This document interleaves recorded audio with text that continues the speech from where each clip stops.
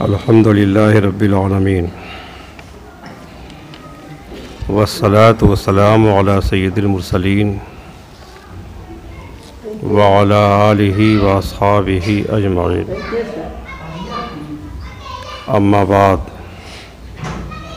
اعوذ باللہ من الشیطان الرجیم، بسم اللہ الرحمن الرحیم، ان اولیاؤہ الا المتقون، آمنت باللہ صدق اللہ العظیم۔ انتہائی عقیدت و محبت کے ساتھ بارگاہ رسالت میں درود و سلام کا ہدیہ پیش کریں۔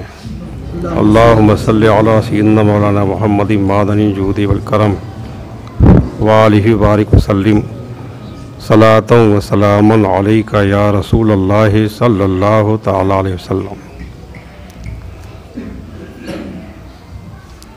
8 مہینہ سے زائد گزر گئے۔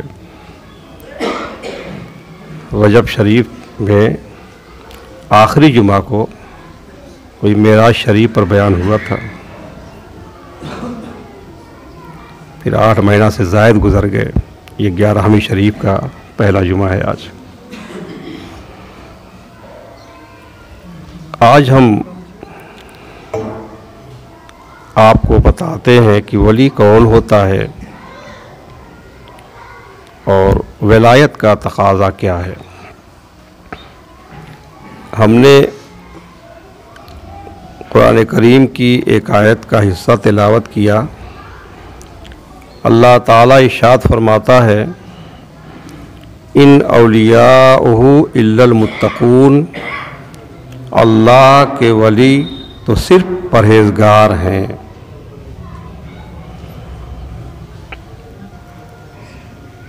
عام طور سے جو خلاف عادت کام کرتا ہے لوگ اس کو ولی سمجھ لیتے ہیں۔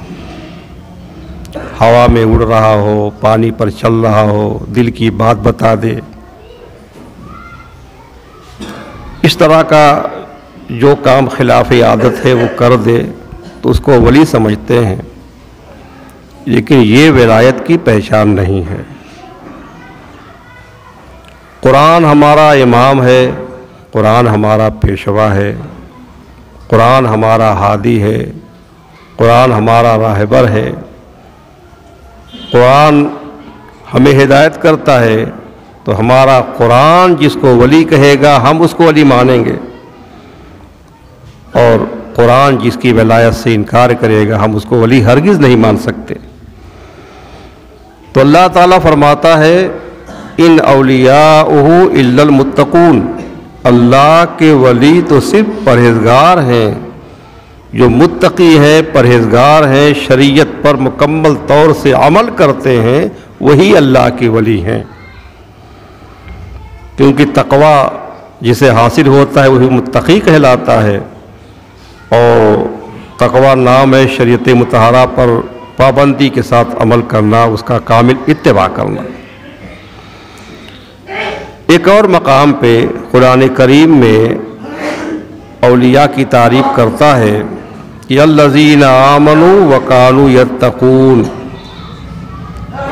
اللہ کے ولی وہ ہیں جو ایمان اور تقوی کے کمال سے سرفراز ہوں، جو مومن بھی ہوں اور ساتھ ساتھ تقوی کے کمال سے متصف ہوں، متقی ہوں، تقوی کا کمال انہیں حاصل ہو، وہ اللہ کے ولی ہیں۔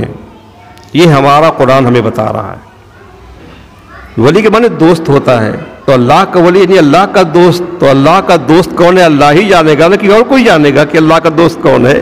تو اللہ جس کو کہہ دے کہ یہ میرا دوست ہے، یہ میرا ولی ہے، ہم اس کو اللہ کا دوست مانیں گے، اللہ کا ولی مانیں گے۔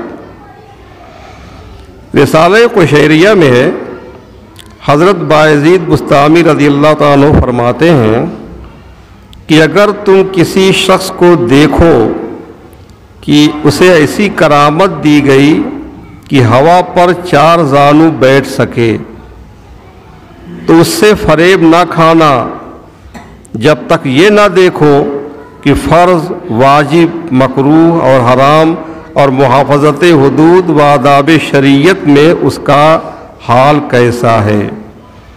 یعنی صرف ہوا پر چل رہا ہے، ہوا پر چار زانو بیٹھ رہا ہے، تو یہ دیکھ کر کے دھوکہ مت کھا جانا، اس کو ولی مت مان لینا۔ یہ دیکھو کہ فرض و واجب پر عمل کرتا ہے کہ نہیں کرتا ہے، حرام اور مکروہ سے بچتا ہے کہ نہیں بچتا ہے، شریعت کے آداب اور شریعت کے حدود کا خیال کرتا ہے کہ نہیں کرتا ہے۔ اسی میں ہے کہ حضرت ابو القاسم قشیری رحمۃ اللہ علیہ فرماتے ہیں، من الزم نفسہ آداب الشریعت نور اللہ قلبہ بنور المعرفہ، جو اپنے اوپر آداب شریعت لازم کرے اللہ تعالیٰ اس کے دل کو نور معرفت سے روشن کر دے گا۔ ولی جو ہوتا ہے وہ عارف ہوتا ہے، اللہ کو پہچانتا ہے، اس کو معرفت حاصل ہوتی ہے، معرفت کا نور حاصل ہوتا ہے۔ تو فرمایا کہ جو شریعت کے آداب کا التزام کرے گا، اپنے اوپر آداب شریعت کو لازم کرے گا، شریعت پر مکمل طور سے جو عمل کرے گا، اللہ تعالیٰ اس کے دل کو معرفت کے نور سے روشن کرے گا، اس کو معرفت حاصل ہوگی، وہ اللہ کی معرفت حاصل کرے گا، وہ اللہ کو پہچانے گا۔ بہجت الاسرار شریف میں ہے، غوث اعظم شیخ عبد القادر محی الدین جیلانی رحمۃ اللہ علیہ فرماتے ہیں، جو امام الاولیاء ہیں، شہنشاہ ولایت ہیں، وہ فرماتے ہیں کہ کرامت الولی استقامت فعلہ علی قانون قول النبی صلی اللہ تعالی علیہ وسلم۔ ولی کے لیے کرامت لازم ہے، لیکن کرامت کیا ہے؟ فرماتے ہیں کہ ولی کی کرامت یہ ہے کہ اس کا فعل نبی کریم صلی اللہ علیہ وسلم کے قول کے قانون پر ٹھیک اترے۔ حضور نے جو کچھ ارشاد فرمایا اس قول پر، اس قانون پر جو ٹھیک اترے گا وہ ولی ہوگا، اور یہی کرامت ہے۔ شریعت پر استقامت مکمل طور سے ہمیشہ کے لیے پابندی کرنا، استقامت علی شریعت، یہی ہے اصل کرامت۔ یہ آسان کام بھی نہیں ہے، پانچوں وقت جماعت کے ساتھ نماز ادا کرنا اس طرح سے کہ تکبیر اولیٰ بھی فوت نہ ہو، یہ کتنا مشکل کام ہوتا ہے۔ ہوا میں اڑ جانا، پانی پہ چلنا، یہ کوئی کمال کی بات نہیں ہے۔ ہوا میں تو چڑیاں بھی اڑتی ہیں، پانی میں مچھلیاں بھی تیرتی ہیں، تو کیا مچھلیوں کو ولی کہا جائے گا؟ چڑیوں کو ولی کہا جائے گا؟ تو ولی کے لیے کرامت لازم ہے، مگر کرامت دو طرح کی ہے۔ ایک وہ جس میں دھوکے کا دخل نہیں ہو سکتا، یہ شریعت پر استقامت جو ہے یہ ایسی کرامت ہے کہ اس میں فریب اور دھوکے کا شبہ نہیں ہے۔ اور دوسری وہ کرامت ہے جس میں استدراج اور شعبدے کا شبہ ہو سکتا ہے، ہو سکتا ہے استدراج ہو۔ بعض سادھو بھی ریاضت و مجاہدے کے ذریعے سے وہ درجہ حاصل کر لیتے ہیں کہ وہ بھی ہوا میں اڑنے لگتے ہیں، وہ بھی پانی پہ چلنے لگتے ہیں، لیکن ظاہر سی بات ہے مومن ہی نہیں ہے تو ولی کیسے ہو سکتے ہیں؟ وہ پہلے مومن ہوگا، پھر متقی ہوگا، تب ولایت حاصل ہوگی۔ تو اصل کرامت وہی ہے جو شبہے سے پاک ہو۔ اور ایک بات کا خیال اور رکھیں، مومن کون ہوتا ہے، اس پر مومن کے احکام کب جاری ہوتے ہیں، اور مومن کے لیے کیا ضروری ہے۔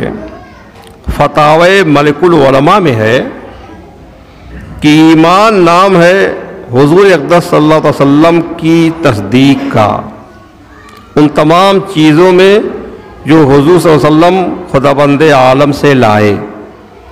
ہمارے حضور صلی اللہ علیہ وسلم جو اللہ کے پاس سے لے کر آئے، جن چیزوں کو لے کر کے ہمارے حضور آئے، ان تمام چیزوں میں حضور کی تصدیق کرنا، حضور کو سچ ماننا، سچا ماننا کہ ہمارے حضور سچے ہیں، حضور کی یہ ساری باتیں سچی ہیں، یہ ہے ایمان۔ دل سے تصدیق کرنا، تصدیق کام ہے دل کا، دل سے سچا ماننا، یہ ہے ایمان۔ لیکن آدمی دل سے سچا مانتا ہے ہمارے حضور کو، ان کی ساری باتیں سچی مانتا ہے، لیکن زبان سے اگر اقرار نہیں کرتا ہے تو اس پر ہم مسلمان ہونے کا حکم کیسے لگائیں گے؟ تو دنیاوی احکام جاری کرنے کے لیے زبانی اقرار ضروری ہے، زبان سے اقرار بھی کرے، دل سے تصدیق کرے اور زبان سے اقرار بھی کرے۔ اسلام کی ایک بات کی بھی عدم تصدیق کفر ہے۔ اسلام کی جتنی باتیں ہمارے حضور جتنی باتیں اللہ کے پاس سے لے کر آئے، اگر ایک بات کی بھی آدمی تصدیق نہیں کرتا، اس کو دل سے سچ نہیں مانتا، تو وہ کافر ہے۔ ایک بات کی بھی عدم تصدیق کفر ہے، یعنی دین کے ضروریات میں سے کسی ایک چیز کے ساتھ بھی عدم ایذان و تصدیق کا نام کفر ہے۔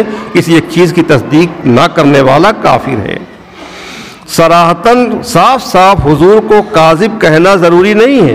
کافر ہونے کے لیے یہ نہیں ضروری ہے کہ صاف صاف کہہ دے کہ حضور جھوٹے ہیں، حضور کی باتیں جھوٹی ہیں، یہ کوئی نہیں۔ بس حضور جتنی باتیں لائے اور جتنی باتیں دین کے ضروریات میں سے ہے، کسی ایک کی بھی تصدیق اگر نہیں کی تو آدمی کافر ہو جائے گا۔ اب یہ تصدیق اور عدم تصدیق، سچ ماننا نہ ماننا، یہ دونوں کا تعلق دل سے ہے، قلب سے ہے، اور ہمیں دل چیر کر دیکھنے کا حکم نہیں کہ کس نے دل سے کہا اور کس نے دل سے نہیں کہا۔ شریعت کا حکم ظاہر پر ہے۔ جو زبان سے کلمہ شہادت کا اقرار کرتا ہے، زبان سے پڑھتا ہے اشہد ان لا الہ الا اللہ و اشہد ان محمد رسول اللہ صلی اللہ علیہ وسلم، دین کے ضروریات کو مانتا ہے، وہ مسلمان ہے۔ اس کو مسلمان ہم کہیں گے اگرچہ دل میں اس کے کچھ اور ہو، دل میں کچھ اور ہو، نہیں مانتا، لیکن زبان سے کلمہ پڑھتا ہے، دین کی ضروریات کا اقرار کرتا ہے، تو ہم اس کو مسلمان کہیں گے، اس پر مسلمان کے احکام جاری کیے جائیں گے۔ اب ایک آدمی دل سے زبان سے پڑھتا ہے، کلمہ پڑھتا ہے، دین کی ضروریات کو مانتا ہے، بعد میں اگر زبان سے کوئی ایسا کلمہ نکالتا ہے جس سے دین کے ضروریات سے کسی چیز کا انکار ہوتا ہے، ایسی بات زبان سے کہہ گیا کہ کسی بھی ضرورت دینی کا انکار اس سے ہو گیا، تو اب شریعت کی حفاظت و حمایت کے لیے کفر کا حکم دیا جائے گا، اس کو کافر کہہ دیا جائے گا۔ اگرچہ دل اس کا ایمان سے لبریز ہو، دل میں ایمان بھرا ہو، اس کا دل بالکل ایمان سے پر ہو، لیکن زبان سے ایک کلمہ کفر بول گیا، ایک ایسا کلمہ زبان سے نکال دیا اس نے جس سے کسی بھی ضرورت دینی کا انکار ہوتا ہے، تو اس کو کافر کہہ دیا جائے گا، چاہے وہ کچھ بھی ہو۔ اب اس پر ایک مثال پیش کی ہے فتاوی ملک العلماء میں کہ منصور حلاج اتنے بڑے عالم بھی تھے اور اتنے بڑے اللہ کے ولی تھے، اور ان کی زبان سے کیا نکل گیا؟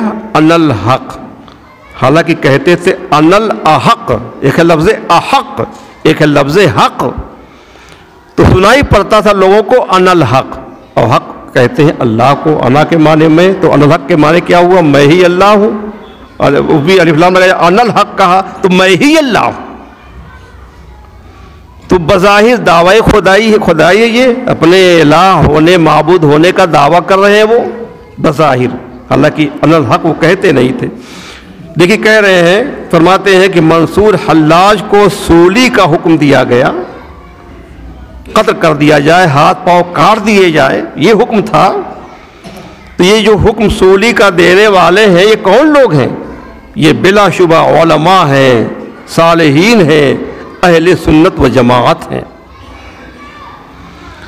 اور منصور حلاج کی وقات مذہبی اور بزرگی ان کے دلوں پر نقش تھی، یعنی یہ علماء صالحین جو اہل سنت و جماعت سے تھے، وہ دل سے مانتے تھے، جانتے تھے کہ یہ منصور حلاج کوئی معمولی نہیں ہے، یہ بہت پائے کے بزرگ ہیں، ان کے دلوں پہ نقش تھی ان کی بزرگی، پھر بھی شریعت کی حفاظت اور حمایت کے لیے ان کی تکفیر کی، ان کو کافر کہا اور قتل کا حکم دیا۔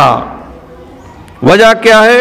تاکہ بعد میں کوئی جو غیر محض ہے، جس کو ولایت کا درجہ حاصل نہیں ہے، جو اللہ سے قریب نہیں ہے، جس کا حال منصور حلاج جیسا نہیں ہے، کہیں وہ بھی ایسا کلمہ نہ کہہ دے، ایسی بات وہ بھی نہ بول جائے، اور ایسی بات بول کے اور کہہ دے کہ میں منصور حلاج جو ہے ان کا مقتدی ہوں، میں ان کا مقلد ہوں، وہ ہمارے امام اور پیشوا ہیں، اور انہوں نے یہ بات کہی تھی اس لیے ہم بھی یہ بات کہتے ہیں۔ تو شریعت نے حکم ظاہر پہ لگایا اور فتویٰ دیا۔ ایک بات اور سمجھے، ایسی بات انا الحق کہہ دیا، یا بعد میں وہی بیان ہوگا سبحانی ما عظمہ شانی کہہ دیا، میں پاک ہوں، میری ذات کتنی عظیم ہے، حالانکہ اللہ پاک ہے، اس کی ذات بہت عظیم ہے۔ یہ کلمات اولیاء کی زبان سے سنائی دیتے ہیں، بعض اولیاء کی زبان سے سنائی پڑتے ہیں، اور شریعت حکم ظاہر پر دیتی ہے، لیکن کبھی کسی ولی کی زبان سے کیسا ہی مجذوب اور مست کیوں نہ ہو، ہمارے حضور صلی اللہ علیہ وسلم کی توہین نہیں جاری ہو سکتی۔ ولی کی زبان سے کبھی توہین جاری نہیں ہو سکتی۔ اگر کوئی توہین کرے، کوئی توہینی کلمہ بکے گا، یقیناً کافر ہوگا، وہ دل سے بھی کافر ہوگا، ظاہر میں بھی کافر ہوگا۔ بہت سے کہہ دیتے ہیں کہ بعض علماء نے جو حضور کی بارگاہ میں ایسا استعمال کر دیا، وہ مستی کے عالم میں کہہ دیا ہوگا، اتنے پائے کے عالم تھے، بزرگ تھے، ان کو ولی مانا جائے، ایسی بات نہیں ہے۔ حضور کی گستاخی کوئی ولی بھی نہیں کر سکتا، بظاہر بھی اس کی زبان سے ایسا کوئی کلمہ نہیں نکلے گا، کیونکہ با خدا دیوانہ باشی، با محمد ہوشیار، خدا کے ساتھ دیوانگی چلے گی، لیکن حضور کے ساتھ ہوشیار رہنا پڑے گا۔ آگے فرماتے ہیں کہ شرح شفا ملا علی قاری میں منصور حلاج کے واقعے میں ہے کہ بعض علماء نے فرمایا کہ منصور حلاج کے صاحب باطن ہونے پر یہ دلیل ہے، وہ صاحب باطن تھے، اللہ کے ولی تھے، راز و اسرار والے تھے، اس پر یہ دلیل ہے کہ جب ان کے ہاتھ اور پاؤں کاٹے جا رہے تھے، علماء نے فتویٰ دے دیا، اور ہاتھ پاؤں کاٹے جا رہے تھے تو وہ حسبی اللہ الواحد فرما رہے تھے۔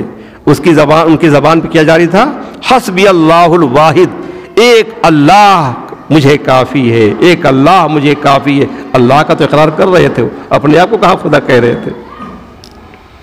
اور بعض اہل کشف نے ان کی قبر کی زیارت کی، ان کی قبر پر گئے تو ان کی قبر سے آسمان تک ایک چمکتا ہوا نور نظر آیا۔ جب یہ حالت دیکھی تو انہوں نے اللہ تعالیٰ کی بارگاہ میں عرض کی، اے رب، پھر ان کے اور فرعون کے قول میں کیا فرق ہے؟ انہوں نے کہا انا الحق، اس کے معنی بھی ہوتا ہے میں اللہ ہوں، اور فرعون نے کہا تھا انا ربکم الاعلی، میں تمہارا سب سے بڑا رب ہوں۔ تو اپنے کو وہ رب کہتا تھا، یہ اپنے کو حق کہتے تھے، تو دونوں کے قول میں کیا فرق ہے کہ یہ مقبول ہوئے، اللہ کے ولی ہوئے، اور وہ مردود ہو گیا فرعون۔ تو غیب سے ندا آئی، آواز آئی کہ فرعون نے صرف خود کو دیکھا اور ہم سے غافل ہوا، ہم کو اس نے جانا ہی نہیں، صرف اپنے آپ کو دیکھا اور اپنے آپ کے پاس دولت دیکھی، اقتدار دیکھا، حکومت دیکھی، تو کہہ دیا کہ میں ہی رب ہوں، میں ہی خدا ہوں۔ اور منصور نے صرف ہمیں دیکھا، اپنے نفس سے غائب ہوا، اس کو اپنا ہوش ہی نہیں، اس کو سب کچھ جو ہے ہر جگہ میں ہی میں نظر آ رہا تھا، اس لیے اس کی زبان سے یہ بات نکلی۔ تو دونوں کے قول میں فرق ہے۔ بہرحال ولایت کے لیے، ولی ہونے کے لیے ایمان ضروری ہے، تقوی ضروری ہے، متقی اور پرہیزگار ہی ولی ہوگا۔ اور ہر ولی شریعت پر شدت کے ساتھ عمل کرتا ہے، خلاف شرع کام نہیں کرتا۔ تذکرۃ الاولیاء میں ہے، حضرت جنید بغدادی رضی اللہ تعالیٰ عنہ سلسلہ عالیہ قادریہ کے ایک بہت پائے کے بزرگ ہیں، یہ ایک بار شدید آشوب چشم میں مبتلا ہو گئے، آنکھ کی بیماری مبتلا ہو گئے، آنکھ میں درد شروع ہو گیا۔ ایک ڈاکٹر کو بلایا گیا، وہ ڈاکٹر مجوسی تھا، آتش پرست تھا، آگ کی پوجا کرنے والا۔ تو مجوسی طبیب آیا، آنکھیں دیکھیں تو اس ڈاکٹر نے آنکھوں پر پانی نہ لگنے کی تاکید کی، یہ ہدایت کی کہ آنکھوں میں پانی نہ لگے ورنہ بیماری اور بڑھ جائے گی، ٹھیک نہیں ہوگی۔ تو آپ نے فرمایا کہ میرے لیے وضو کرنا ضروری ہے، کہ نماز پڑھنا فرض ہے، نماز کے لیے وضو کرنا شرط ہے، وضو کرنا ہی ہے، آنکھ پہ پانی لگے گا۔ طبیب چلا گیا تو آپ نے وضو کیا اور عشاء کی نماز ادا کی، اس کے بعد سو گئے۔ جب صبح بیدار ہوئے تو آشوب چشم کافور ہو چکا تھا، آنکھوں کا درد بالکل ختم ہو گیا تھا، آنکھ بالکل صحیح اور درست ہو گئی تھی۔ اور خود انہیں حیرت ہوئی کہ ایک ہی رات میں میری آنکھ اچھی ہو گئی، جبکہ پانی کا استعمال میں نے کر لیا، ڈاکٹر نے منع کیا تھا۔ تو یہ ندا آئی، غیب سے آواز آئی کہ اے جنید، چونکہ تم نے ہماری عبادت کے لیے اپنی آنکھوں کی پرواہ نہ کی، اس لیے ہم نے تمہارے درد چشم کو ختم کر دیا، تمہاری آنکھیں درست کر دی۔ صبح کو طبیب آیا، اس نے ان کی آنکھیں دیکھیں، دیکھا کہ آنکھیں بالکل درست ہو گئی ہیں، کوئی بھی اس میں بیماری نہیں ہے۔ تو حیرت سے پوچھا کہ ایک ہی رات میں آپ کی آنکھ کیسے اچھی ہو گئی؟ اسے نہیں معلوم تھا کہ انہوں نے وضو کر لیا ہے، آنکھوں میں پانی لگ گیا ہے۔ سمجھا کہ میں نے جو دوا دی ہے اسی سے جو ہے آنکھ ٹھیک ہو گئی۔ تو حیرت یہ تھی کہ ایک ہی رات میں آنکھ درست کیسے ہو گئی؟ تو جب پوچھا کہ ایک ہی رات میں آنکھ اچھی کیسے ہو گئی، تو جواب دیا کہ وضو کرنے سے، وضو میں نے کیا، اس کی برکت سے میری آنکھیں درست ہو گئیں۔ یہ سن کر طبیب کے دل کی آنکھ کھل گئی، مجوسی تھا، آتش پرست تھا، اور اس نے کہا کہ حقیقت میں مریض تو میں ہوں، آپ طبیب ہیں، آپ ڈاکٹر ہیں۔ یہ کہہ کر کے اسلام کی صداقت پر ایمان لے آیا اور پڑھ لیا اشہد ان لا الہ الا اللہ واشہد ان محمد رسول اللہ صلی اللہ علیہ وسلم۔ تو شریعت پر اتنی شدت سے عمل کرتے تھے۔ اور ایک بات دیکھیں کہ کوئی ولی شریعت کے خلاف کام نہیں کرتا۔ ولی کا کوئی کام اگرچہ بظاہر خلاف شرع معلوم ہوتا ہو، کوئی کام کبھی بظاہر ظاہر میں دیکھنے میں خلاف شرع معلوم ہوتا ہو، لیکن اسے گہری نظر سے دیکھا جائے تو وہ خلاف شرع نہیں ہوتا بلکہ شریعت کے مطابق ہوتا ہے۔ آدمی غور کرے، اس کی توجیہ کرے۔ بہت سے لوگ صرف اعتراض کرتے ہیں، لیکن جو علماء حق ہوتے ہیں وہ اولیاء کرام کے ان کاموں کی توجیہ کرتے ہیں۔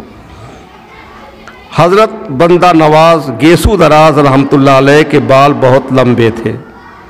گلبرگہ شریف میں ان کا مزار ہے، کرناٹک میں، بہت بڑا ان کا مقبرہ ہے، گنبد ہے، اتنا بڑا گنبد کے اندر ایک جلسہ ہو جائے، میں نے ایک بار وہاں حاضری دی ہے۔ یہ سید تھے، آل رسول تھے، اور ان کے بال بہت بڑے بڑے تھے، ایک طرف کے بال بہت بڑے بڑے تھے، اتنے بڑے بڑے کہ باندھے رہتے تھے، اگر چھوڑ دیا جائے تو زمین تک آ جائے۔ اسی لیے گیسو دراز کہتے ہیں۔ گیسو کے معنی بال ہوتا ہی ہے، بیچ میں مانگ نکالی گئی تو مانگ کے اس طرف ایک گیسو، ادھر ایک گیسو، اس طرح سے دو گیسو ہوتے ہیں، تو گیسو دراز، لمبے لمبے گیسوؤں والے۔ اور کندھے کے نیچے بال آ جائیں یہ مردوں کے لیے جائز نہیں۔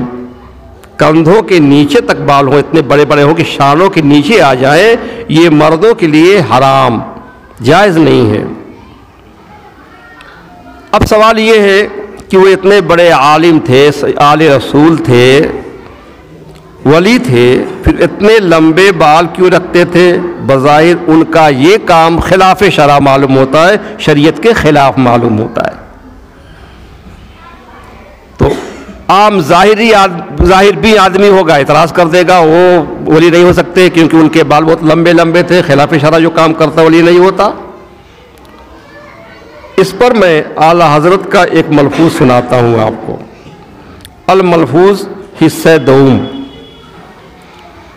اعلیٰ حضرت سے کسی نے عرض کیا کہ اکثر بال بڑھانے والے لوگ بڑے بڑے بال لگتے ہیں، اتنے لمبے لمبے بال لگتے ہیں کہ شانے سے نیچے آ جاتے ہیں، اور وہ لوگ حضرت گیسو دراز کو دلیل لاتے ہیں کہ گیسو دراز کے بال لمبے لمبے تھے، وہ اللہ کے ولی تھے، ہم ان کی اقتدا کرتے ہیں، ان کی نقل کرتے ہیں، اس لیے ہم بھی لمبے لمبے بال رکھتے ہیں۔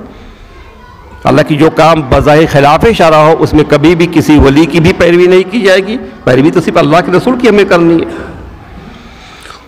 تو آپ نے ارشاد فرمایا کہ یہ جہالت ہے، جو لوگ لمبے لمبے بال رکھتے ہیں اور دلیل میں سند میں ان کو پیش کرتے ہیں، یہ نادان ہے، یہ جاہل ہے، یہ کام نادانی ہے، جہالت ہے۔ پھر فرمایا کہ نبی کریم صلی اللہ علیہ وسلم نے بکثرت احادیث صحیحہ میں، بہت سی صحیح حدیثوں میں ان مردوں پر لعنت فرمائی ہے جو عورتوں سے مشابہت پیدا کریں۔ لمبے بال رکھنا یہ عورتوں کے لیے ہے، مردوں کے لیے نہیں۔ اور جو مرد عورتوں کی نقل کریں، عورتوں سے مشابہت پیدا کریں، ان پر لعنت فرمائی ہے، اور ایسے ہی ان عورتوں پر بھی لعنت فرمائی ہے جو مردوں سے مشابہت کریں، جو عورتیں مردوں کی نقل کریں، مردانہ کام کریں، ان پر بھی اللہ نے لعنت فرمائی ہے۔ اور تشبہ کے لیے، نقل و مشابہت کرنے کے لیے ہر بات میں پوری وضع بنانا ضروری نہیں ہے، ایک ہی بات میں مشابہت کافی ہے، آدمی ملعون ہو جائے گا، اس پر لعنت ہوگی۔ حضور اقدس سید عالم صلی اللہ علیہ وسلم نے ایک عورت کو ملاحظہ فرمایا کہ مردوں کی طرح کندھے پر کمان لٹکائے جا رہی ہے، کمان کندھے پر رکھ کر کے جیسے مرد چلتے ہیں ایسے وہ عورت جو ہے جا رہی تھی۔ ہمارے حضور نے دیکھا، اس پر آپ نے یہی ارشاد فرمایا کہ ان عورتوں پر لعنت ہو جو مردوں سے تشبہ کریں، جو مردوں جیسا کام کریں۔ ام المومنین حضرت عائشہ صدیقہ رضی اللہ تعالیٰ عنہا نے ایک عورت کو مردانہ جوتا پہنے دیکھا، عورت تھی، صرف جوتا مردانہ جو مردوں کا جوتا ہوتا وہ اس نے پہنا تھا، اس پر بھی یہی حدیث ارشاد فرمائی، روایت فرمائی کہ مردوں سے تشبہ کرنے والیاں ملعون ہیں، ان جو عورتیں مردوں سے مشابہت کرتی ہیں ان پر اللہ کی لعنت ہے۔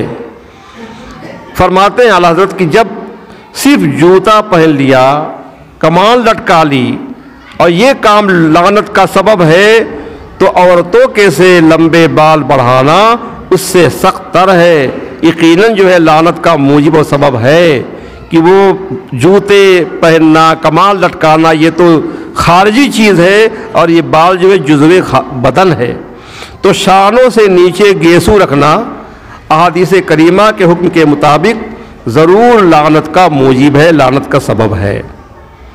اب اس کے بعد دیکھیے کیسی توجیہ پیش کرتے ہیں گیسو دراز کی۔ حضرت سیدی محمد گیسو دراز قدس سرہ، آپ نے تشبہ نہ کیا تھا، عورتوں سے مشابہت اختیار نہیں کی تھی، نقل نہیں کی تھی، ایک گیسو محفوظ رکھا تھا۔ بیچ سے جو مانگ نکالتے ہیں تو ایک طرف کے گیسو ان کے بڑے بڑے تھے، ایک طرف کے گیسو وہ صحیح رکھتے تھے، اتنے ہی رہتے تھے یعنی کندھے سے اوپر، اور ایک طرف کے گیسو ایک طرف کے بہت لمبے لمبے تھے۔ اب فرماتے ہیں کہ اس کے لیے ایک خاص وجہ تھی۔ کیا وجہ تھی؟